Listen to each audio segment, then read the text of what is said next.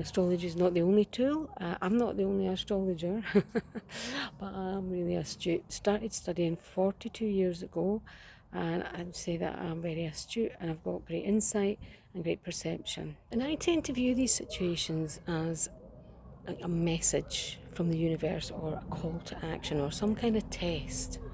So if you're going through a tough time and there's something about what's being stirred up inside that's really reminiscent of a time gone by, even if the circumstances might be quite different, it could be an indication that we missed that call to action. We didn't do the inner work.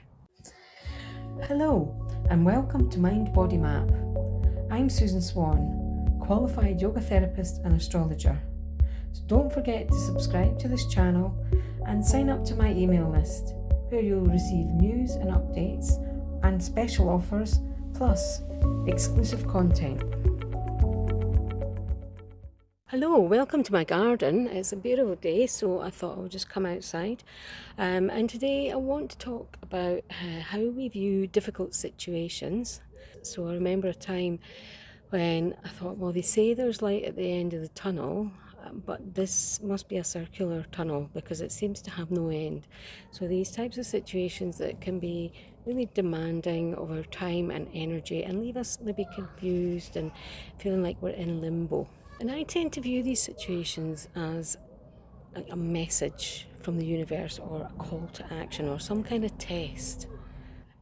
And the key really is, first of all, to try and figure out what is the underlying essence of the situation, what's going on under the surface. And many times we might try to deal with a specific situation on a certain level, maybe by changing the external circumstances, and we might run away from the problem, so we get a new job or we move house, or in some way just make a maybe more superficial change, but it leaves us unchanged. And that is really human nature. We want to stay in our comfort zone, on the path of least resistance, and that's, humans will go to surprising lengths to avoid the unfamiliar, regardless of what the familiar is like. So what are the consequences of that kind of a resistance to change and to move away from the familiar? We may find that this problem comes back, maybe in a different disguise. So we ask, why is this happening? I fixed this problem. I thought I'd sorted it, and here it comes back. But it makes perfect sense. If you haven't answered the universe's call, it's going to keep calling. So how do we forge a different path? And as I said earlier, the first step is really to understand what is going on beneath the surface, what is going on within yourself. And the obvious next step is to use that information, to use that insight and try and make the change within. And your astrological chart can bring a lot of insight into this whole journey. And I'll explain a bit more about that. But first, I just want to give a bit of positive encouragement, maybe. When we go through a test, so at school, maybe university or our professional qualifications, we're always equipped with the ability to pass that test. We must have the answers given to us. Nothing's going to come in from left field that's completely off the scope of the curriculum. And likewise with your birth chart, sorry, it's so hot here, I'm perspiring. And likewise with the birth chart, if this is like a kind of map, if you like, of your whole life's challenge, your whole life's test, then you're given some problems, you're given some gifts and some nice times, and you're given some problems, but you have to be given the solution. Otherwise, it makes no difference to be here as a human being. If you can't pass, then you can't fail. And there has to be an element of you getting through that test that leads to some kind of evolution on a soul level. And my job as an astrologer is to interpret that situation for you. And really important is to offer pragmatic solutions. So I'm not interested in taking money for us both to sit and talk about you for an hour. I mean, that's something that really feels good and gives us a bit of indulgence to our ego, but that's not really my job. My job is to find that solution. And astrology is not the only tool. I'm not the only astrologer, but I'm really astute. Started studying 42 years ago, and I'd say that I'm very astute and I've got great insight and great perception. It's also not a magic wand, okay? I can show you a map and you can read the map every day for the next 20 years, but that's not going to get you to your destination. I cannot carry you to where you need to be. You're the one that has to stand up, throw off that comfort blanket, and take a hold of these gems that lie within that you might be in denial or unaware of, and start walking, start forging that new path. My astrologer's toolbox is jam-packed, and different people use different methods and different charts. And we all probably all use the transits, okay? But there's other types of charts that you can use, and I use several. But one particular item that I find really, really useful, especially in understanding these kind of repetitive patterns, so that the recurring themes that we have in our life. One item that I really find so powerful is planetary cycles. Yeah, so I always ask a client, um, do you recognize the feelings that you're having? Like, is this taking you back sometime in the past? And overwhelmingly, the answer is yes. So, let me give you an example. Say somebody says, yes, I remember feeling like this 12 years ago. Then I know that I'm looking at Jupiter, because Jupiter works on a 12-year cycle. And whatever the present day Jupiter, known as the transits, the transiting Jupiter, how is that impacting your birth chart?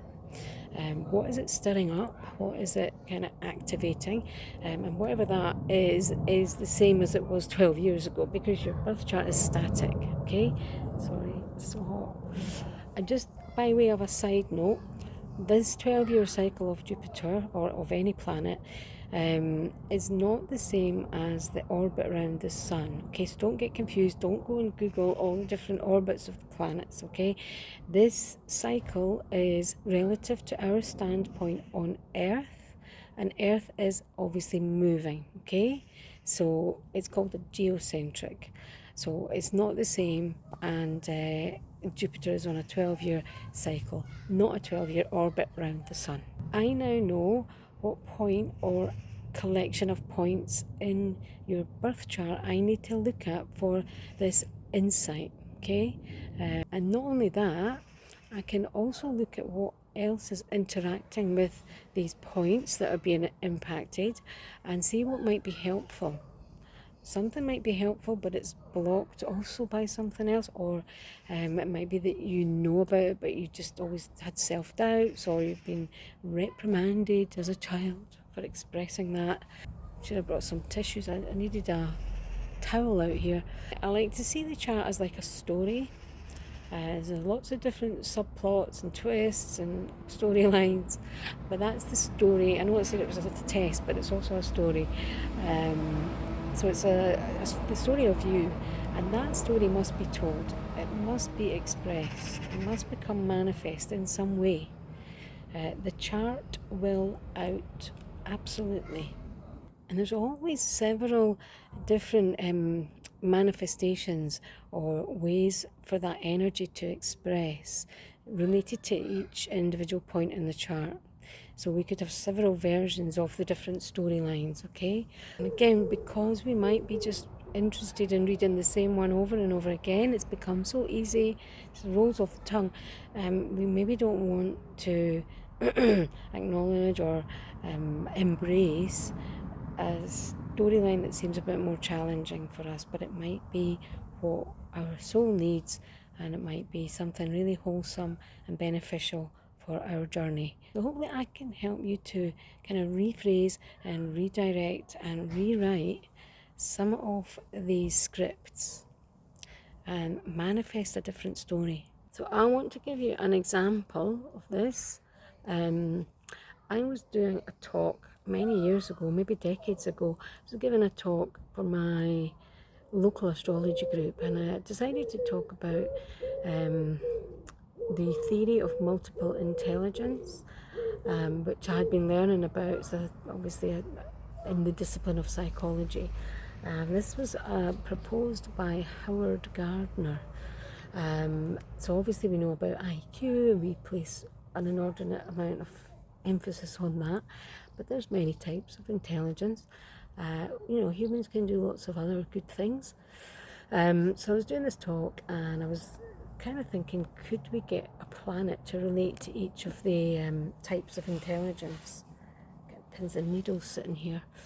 And I chose, for the literary intelligence, I chose a prolific author that I've been reading when I was a small child. Very well known. And I looked at the chart and I thought,